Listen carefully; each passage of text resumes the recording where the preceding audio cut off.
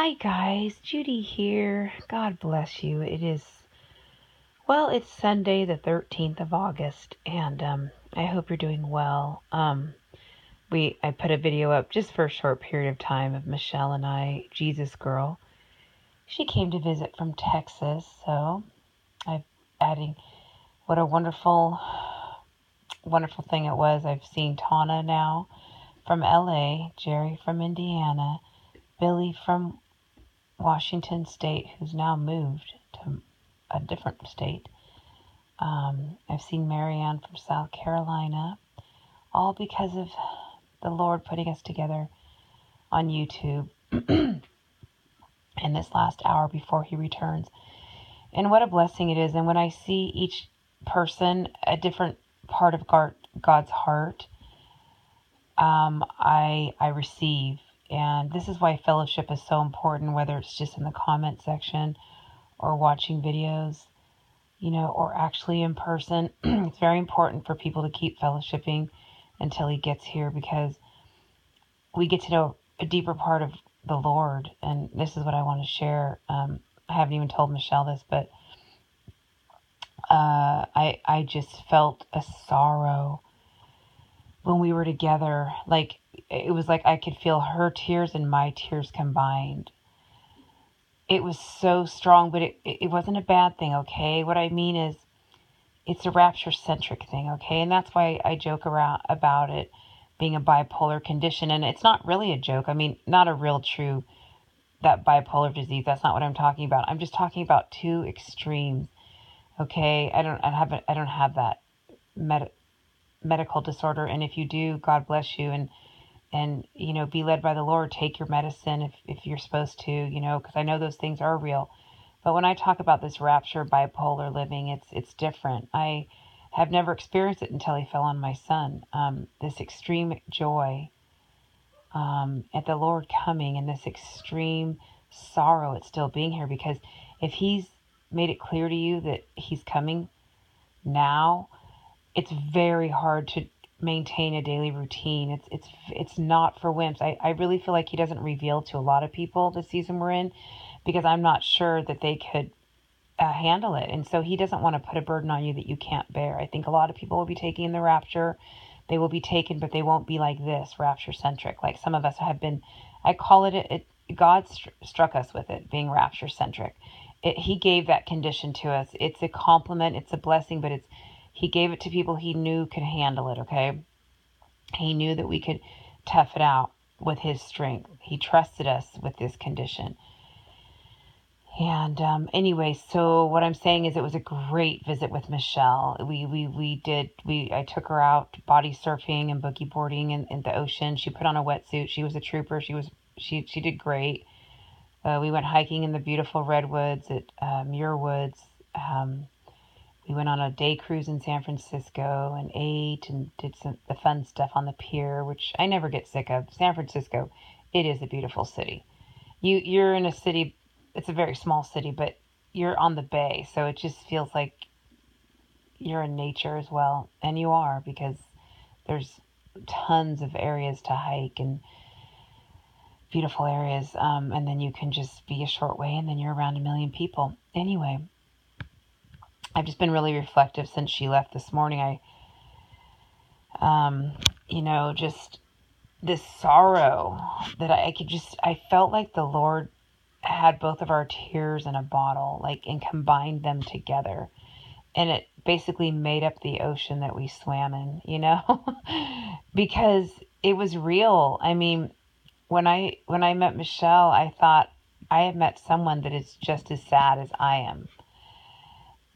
And maybe even more so. I told my son, I said, I think she might be more sad than even me. Like, wow. Because I could just feel it. Like, she just sent me a text. I just don't want to go back to my routine in Texas. Come, Lord. And I understand it, and she's been like this for 4+ years as well. And if the Lord tells you He's coming, I mean, I think you've seen her videos. They're beautiful.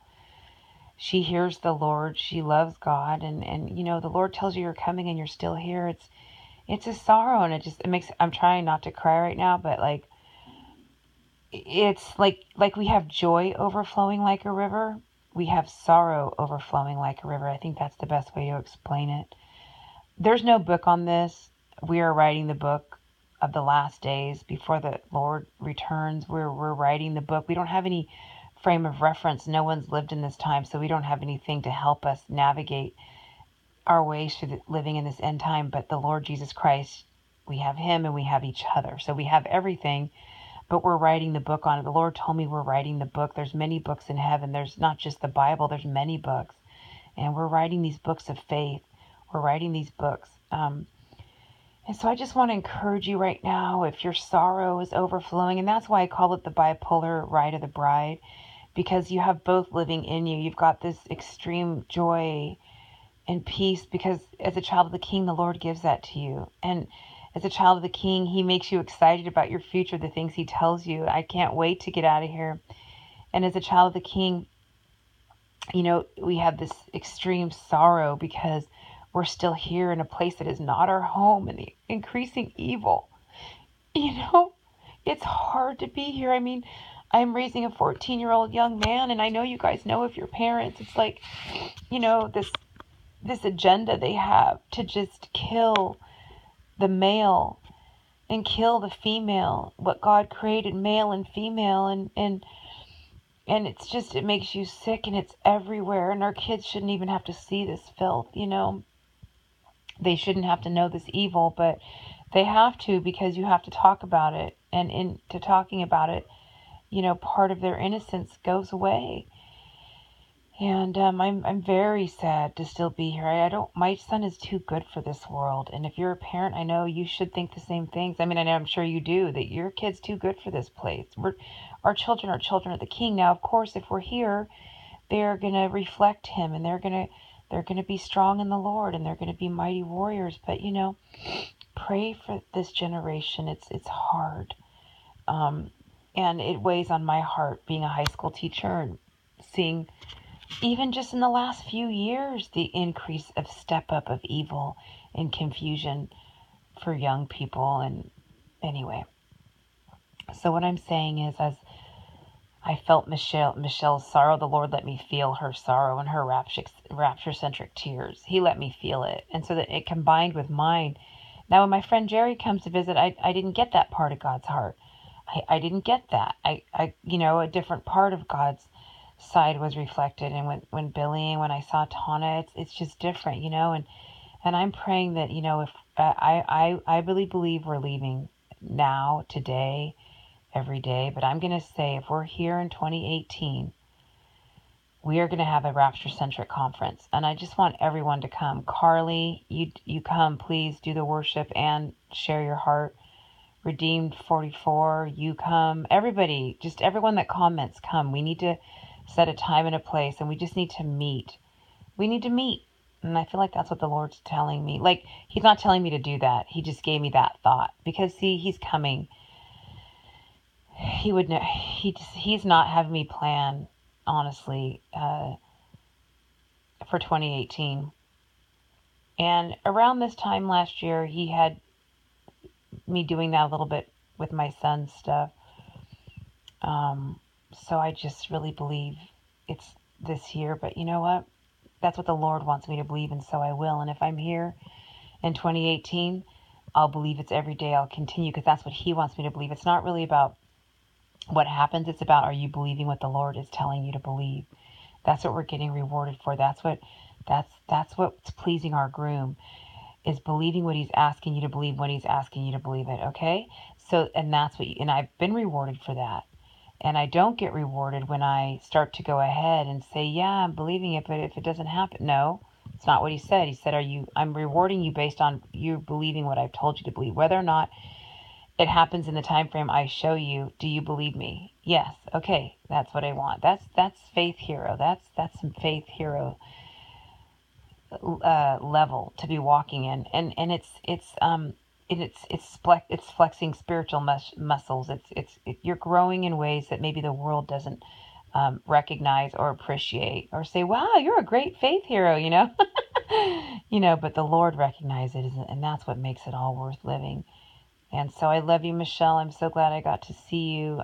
She has a beautiful heart and presence of the Lord she brings. My son loved her. He hung out with us. The one day he didn't, because he had this idea that she was staying longer. So when he found out she was leaving, he was like, "What?" He would have gone body surfing with us that day. He didn't know she was just staying a couple days, and he was so sad because he really liked her.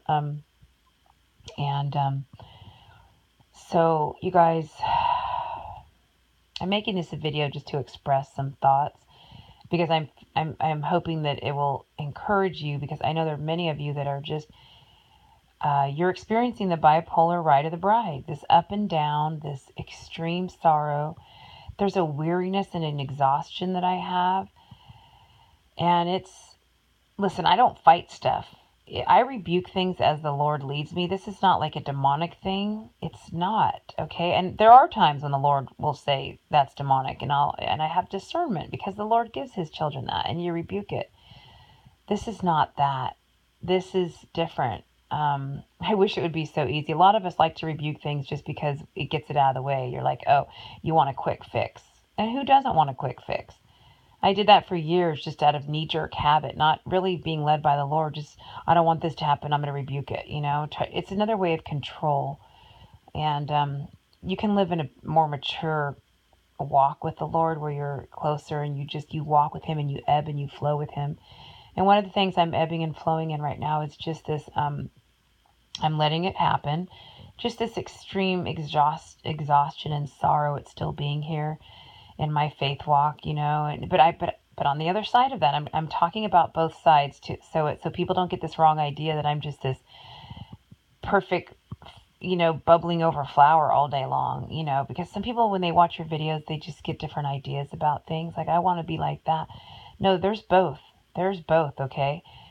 I also have this extreme joy and peace and grace in my life, and something that the world doesn't have. I walk in that too. Okay, but it's lying to not tell you there's both two sides to it. It makes people start to feel weird, that they're like, am I only one that feels bad right now? No, you're not. I feel horrible. I hope that makes you feel better. Okay? I have I'm living in two extreme worlds because of what the Lord has shown me and what he did in our family in 2013. Okay, it's hard to be here. It's hard. I just want to cry and laugh at the same time, And it's getting increasingly more difficult, but it's getting increasingly more powerful, because, the Lord shines brighter when it's darker. So do you see what I'm saying? I hope you understand. And I know this is going to help somebody, because it's helping me just talk about it and get it off, get it out. And I've been living with this for a while. And I'm like, God, when's it going to lift? When's it going to lift? When's it going to lift?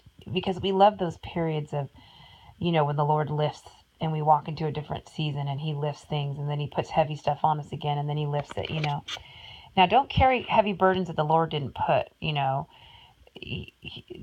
This is what I'm talking about. This rapture-centric condition is different, okay? So ebb and flow with the Lord. Be led by him. He loves you, bride. He loves you. He's going to keep you until he comes. But I just wanted to share that in my experience with Michelle. I really felt like we both carried a sorrow together, and it intensified when we were together. The joy intensified, the sorrow intensified. That was my experience with Michelle. Hers might have been different. We're all different. We're all different. We experience God and each other differently. This video is going to cut off. Maybe I'll make a part 2.